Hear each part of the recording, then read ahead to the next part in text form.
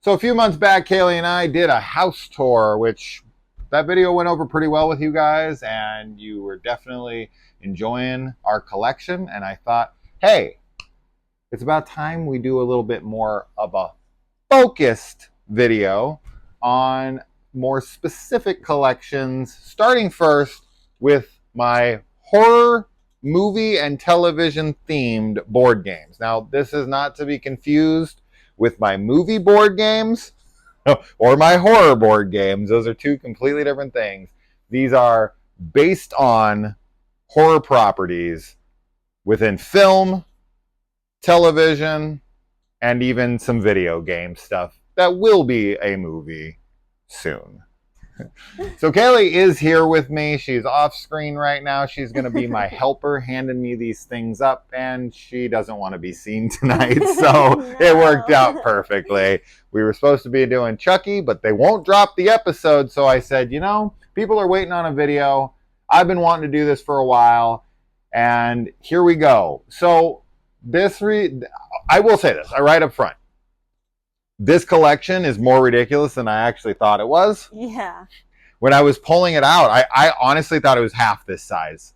So I'm kind of shocked at how many I actually have and how many more I want. Yeah. I don't have it all, but I got a good collection going on here. So we're going to start with movies first, and then we're going to move on.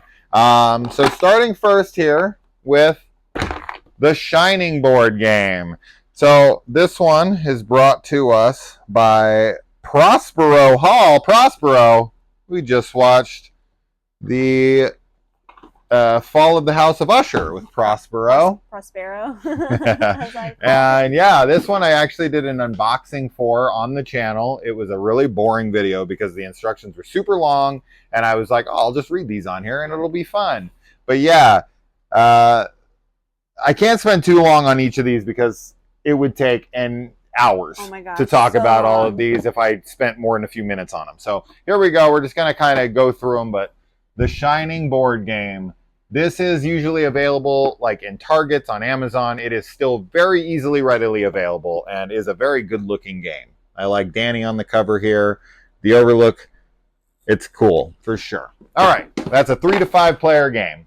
Ages 17 plus. Next up, another Shining board game. This one is more of it's from Coded Chronicles, and it's more of a mystery game that you can only play once. Now, Kaylee and I did try playing this game. Yes. And unfortunately, the puzzles in it were actually broken. And when I say broken, I don't mean like they were torn or like, you know, some mechanic of it didn't fit together. No. The actual puzzles were unsolvable because of some kind of, I don't know if they were misprints or I don't know what it was, but we kept trying and we even looked up some answers to get to the next thing because I was like, I'm liking the game. It's cool. It's kind of like a hunt-a-killer in the overlook with a choose your own adventure kind of thing going on. And unfortunately, like, we just kept getting to these places where there was no answer, and then we'd look it up, and the answer would be not even something that was available as an answer. And we were like, okay, so what? What's happening? It was so frustrating. It was the most frustrating thing because I really wanted to like it, and unfortunately, it was terrible. But this is Escape from the Overlook Hotel games from the OP, and it was a Coded Chronicle game, and unfortunately, it wasn't good. So those are the two Shining board games that are available, I'm aware of. If there is another one, or if I'm missing something that you think I should have, let me know, because I probably will buy it, and Kaylee will be mad at you for telling me, because I spend way too much money on this kind of stuff. All right, we're going to go back in time a little bit, because Nightmare on Elm Street has not got a board game in a long time, but it did originally have a couple board games, and yes, I have both of them. So this is a Nightmare on Elm Street, the game, for 2 to 6 players from Victory Games. This one came out in 1987.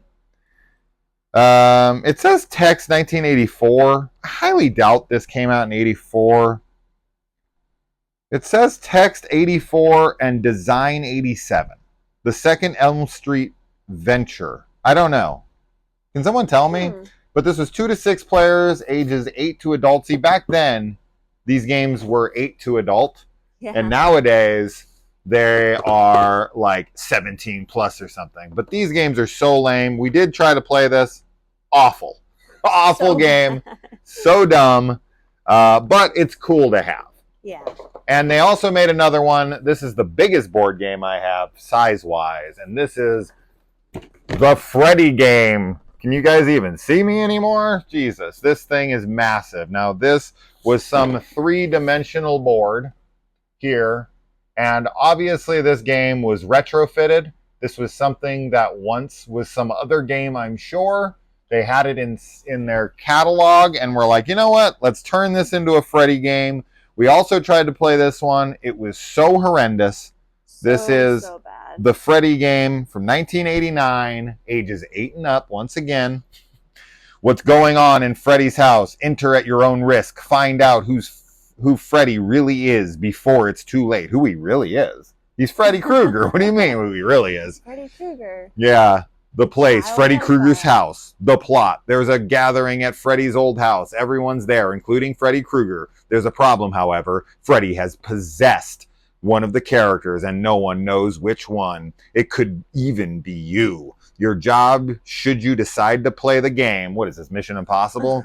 Is to expose Freddy and try to eliminate him before he goes on one of his nightmarish rampages. Freddy, of course, will do everything to keep his identity a secret until the time is right for him to attack. Funny thing with this game, I bought it on eBay years ago, and I accidentally bid $1,000 for it at the last second. I meant to bid $100 for it, and I hit one extra zero because I was like frantically like, I'm going to win this thing. And then somebody else jacked it up, and I ended up paying almost $200 for this. This is by far and away the most expensive board game I own. But I'm glad I have it. It was still wrapped when I got it, but I did open it to try to play it. Terrible, terrible, terrible game.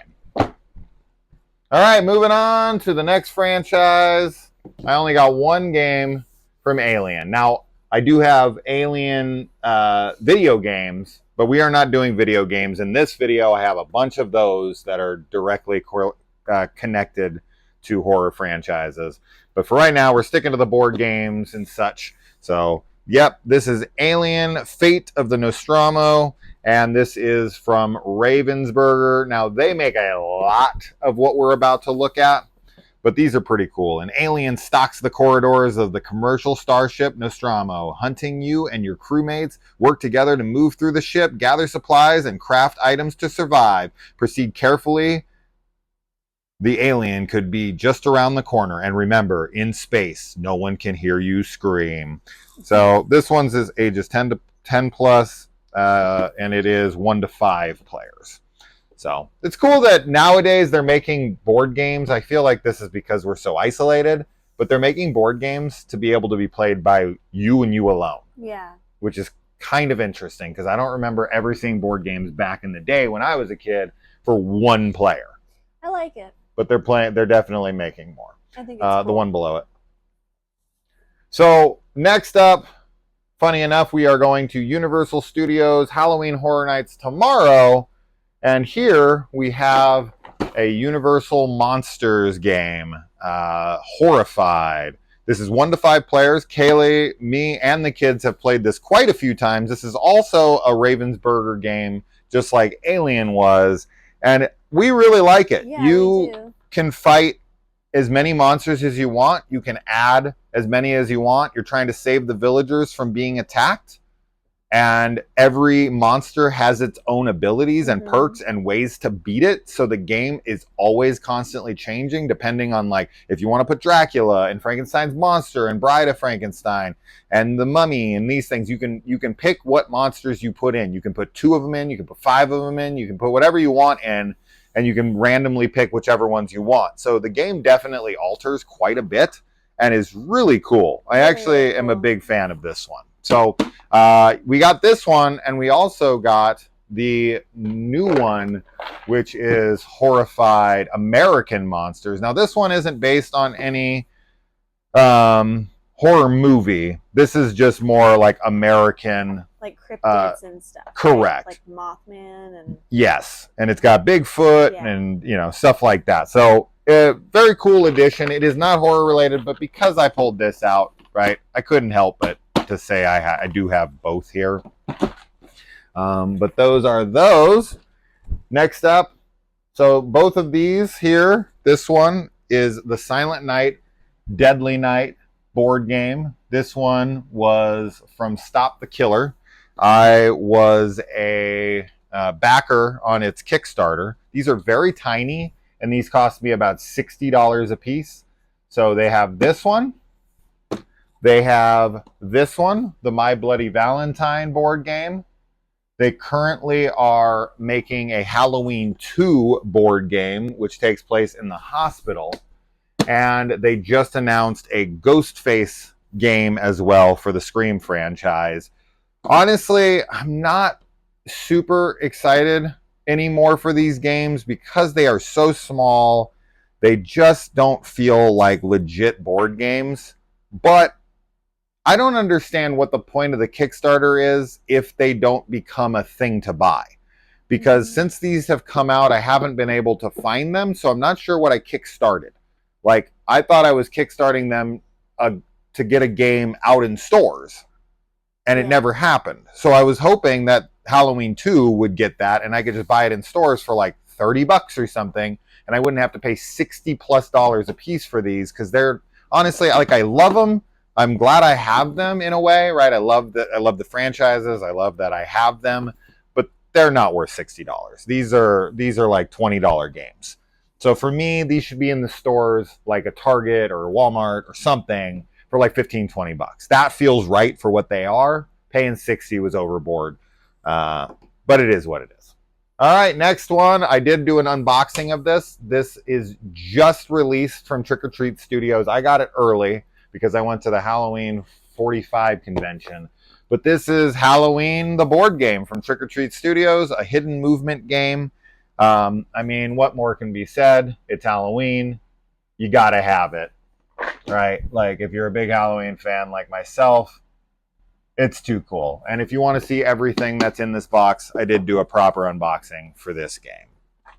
So, you can play as Michael Myers, or you can play as the victims, and he moves around the board like without people knowing it. It's pretty cool. All right, next up we got the Friday the 13th Horror at Camp Crystal Lake game. This game is for players 17+, yeah, right, and 3 to 6 players. We played this one a bunch. Yeah, we really liked it. We really like this game. It's a blind bag draw kind of game. You take these tokens out of a bag and you try to survive the nights, and whoever has the most points at the end wins. It's a fun game. Definitely a big recommendation. You can usually get it for fairly cheap, and I definitely think you should pick it up if you're a big Friday fan. Okay, and along with it, I got a little deck of Friday the 13th playing cards. All right, next we've got there's one more of these, yep, under there. The Funko Games Jurassic Park game here with Ian Malcolm and the T-Rex. So this one is 10+ and 2 players. All of these are like the same, and you can like put them together from what I've understood. So if you have any of these Funko games, you can like put the boards together to make them bigger. I don't know how that works, but that's the first Jurassic Park game. Here's Jurassic World, the game. This one I haven't even opened. And also, this one is from Pressman, and this one is from Ravensburger. This is a Jurassic Park game, and this is Danger Adventure. I think it's just called Danger Adventure Strategy Game. I mean, Danger, I guess, is the name of the game. So there's that. Next up, on to the next franchise, we've got the Jaws Funko game right here. And once again, much like the other one, 2-player, and I think they connect. So definitely correct me if I'm wrong on that. But this one comes with Quint and the shark. So that's pretty cool. Next up, we have, of course, the Jaws board game from Ravensburger.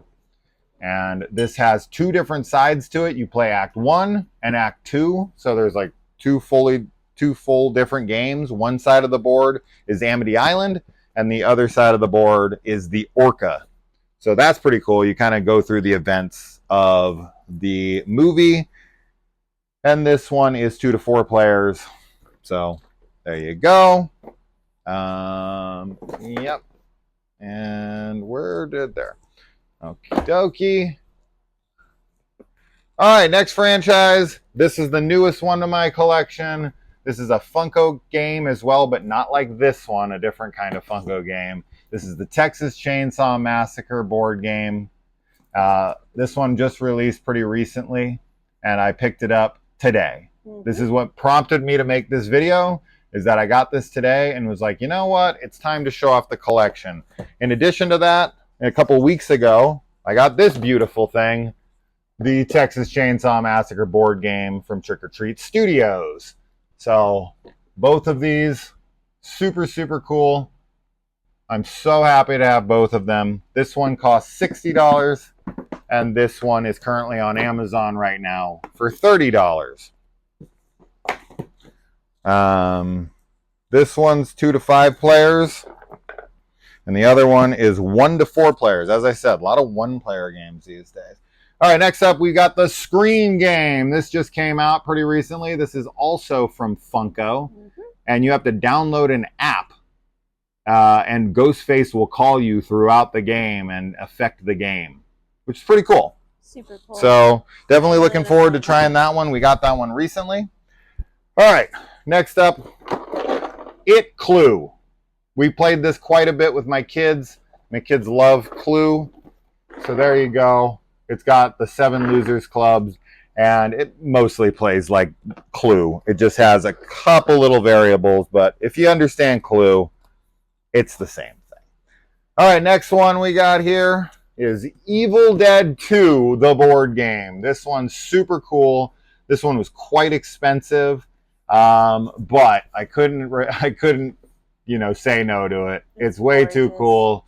It also has this like slip cover that goes over it and exposes the Necronomicon within inside. So super, super cool from Studio Canal. Bunch of different game companies on here, honestly. And I don't know. It doesn't say how many people. I have no idea. All right, next one. The Thing. Infection at Outpost 31. Probably the greatest horror movie ever made. This is from the OP, unfortunately, like the Shining Overlook Hotel game that I showed you that we didn't like. This one is 4 to 8 players, and I mean, it's a Thing board game, guys. How could you not want it? Okay. All right, so next up, this, of course, is based on a video game, but we are getting a movie here like next week. Kaylee can't wait. Yeah. This is Five Nights at Freddy's, Survive Till 6 a.m., as well as Five Nights at Freddy's, the Night of Frights game.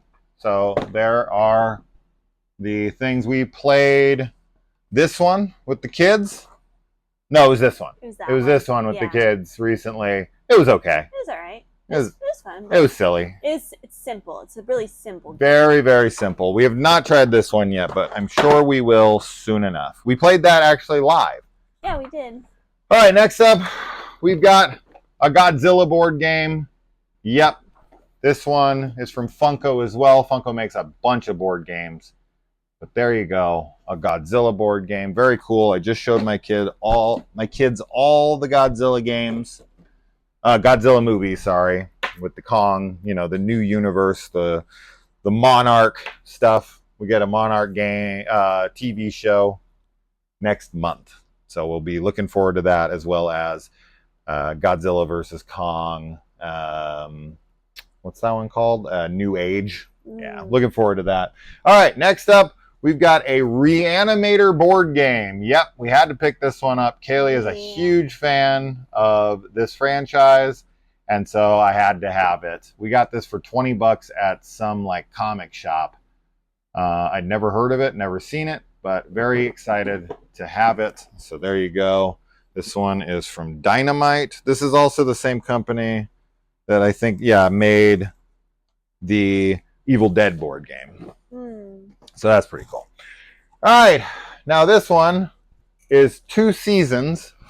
This is the Blair Witch Hunt-A-Killer. You can buy this on the Hunt-A-Killer website. This is season 1. And this is season 2. And these were expensive. Because of how I bought them, though, with like discounts and all these different things and coupons, I think I got these for like $100 Something. They were like 400. Yeah. And I got it down to $100. Yeah. Which is crazy. But we beat this. We did like 1 a night, maybe 2 here and there. But there's 12 episodes, and they tell this whole story about this lost boy in the first season, and you're trying to find him, and there's this guy named Carver, and you'll see. Oh, I absolutely loved it. This is one of my favorite things that we've done together. Yeah. It's so cool. There's so many like puzzles and things for you to solve, and you know, pulling up websites on your phone and audio files. It's so interactive, and it really feels like you're solving a crime. And it's Blair Witch, so it's wonderful. And I mean, when you solve something in there, it feels very rewarding, for sure. Okay, next up, we're moving on to the television side of things with Buffy the Vampire Slayer, the game. Here we go. Yep, Buffy had a game years ago. I'm sure she had other ones. But this is the one I got from Bookman's for $22.50. So, very cool. I was showing my kids Buffy. I have seen every episode of Buffy the Vampire Slayer, but they said that they didn't want to watch it anymore because, and I quote, there was too much naked kissing in it. Next up, we have a game that I saw. I didn't even know it existed. I saw it at a shop in California, and the girl wanted a price that I thought was too high. So I went on eBay and I found it for really cheap. I think I got it for like $10 shipped, which was kind of crazy. Yeah. And it's in pretty good condition. And this is an Are You Afraid of the Dark game from Nickelodeon. It is old. It is classic. It is from the days when Are You Afraid of the Dark was still on. So I had to have it. Big Are You Afraid of the Dark fan. I have covered pretty much every episode on this channel individually, discussing them in full spoiler discussion. So if you are a fan of that and you ever want to check those out, let me know by watching them. All right, moving on to The Walking Dead. We have The Walking Dead board game. Here, this one is a full-on Walking Dead board game from the television series. 1 to 4 players, 15 and up. From Cryptozoic? Cryptozoic? Yeah, that's how I'd say it. Never heard of them, but very cool. Picked this one up for pretty cheap at Zia. I was pretty happy. I think I got it for like $10 or less. This one's also Next one, same company. This is a dice game for The Walking Dead. Don't Look Back, with good old Rick Grimes and his son on the and Coral. Here you go. So there's that. And then one last Walking Dead game. This one is from the comic. And this one, of course, is more, following the events of the comics and the art style of the comics. That's not upside down. Yeah, that's good. So there you go. This one is from Skybound. And it is 1 to 6 players, 13 plus. I'd have time to read all of these, but no way. All right, last thing here. We've got a bunch of Stranger Things stuff because my kids are crazy about it, so anything we can find, I pick up. We got Stranger Things Uno. We got a Stranger Things Trivial Pursuit, which also doubles as like an 80s trivia game. There's a spot on there that's all Stranger Things, but everything else is 80s.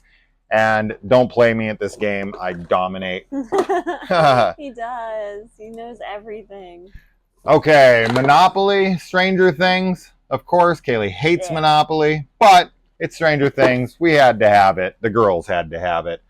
We also got the Stranger Things board game. This is the actual Stranger Things board game from. It's called Upside Down, but this is the legit Stranger Things board game right here with all of the characters and everything. So this is the game you want if you're a Stranger Things fan. That being said, there is one more which we've played a lot, and I'm telling you, probably the most fun we've had playing a board game together is this game when you can get 10 people together, especially my father, who ruins it every time, but in the funniest of ways. This is Stranger Things Attack of the Mind Flayer, and it is ridiculously fun. Super, super simplistic, Yes. even though my father seems to not think so. It is one of the most simplistic games I've ever played. But man, when you got like 10 people and you're playing this, it's a blast. It's so fun. It's a super fun party game. So if you're a Stranger Things fan, Stranger Things Attack of the Mind Flayer is a good time. We also have this, which is a horror movie trivia board game from Trivial Pursuit. I also have another one, which is the horror box from Alice Cooper. It's in there, but I couldn't get it out, and I don't really care because I think that's enough.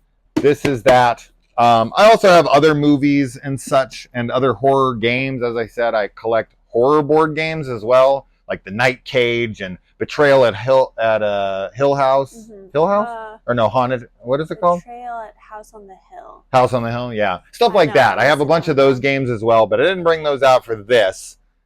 This was all supposed to be just horror, movie, television, video game, like properties that we're all familiar with.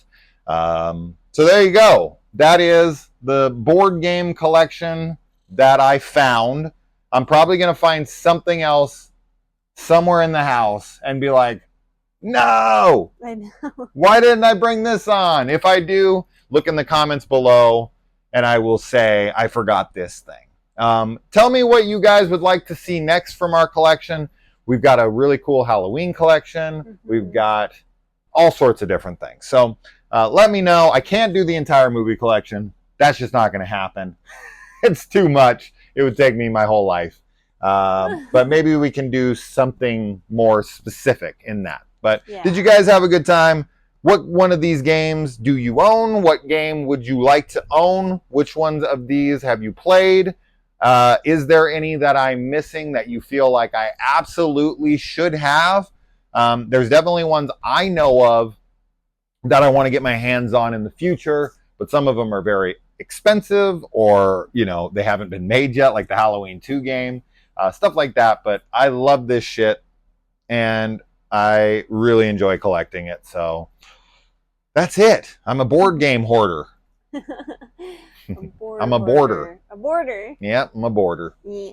All right. Well, Kaylee and I say good night. Good night. We love you. See you in the next one. Bye. Bye.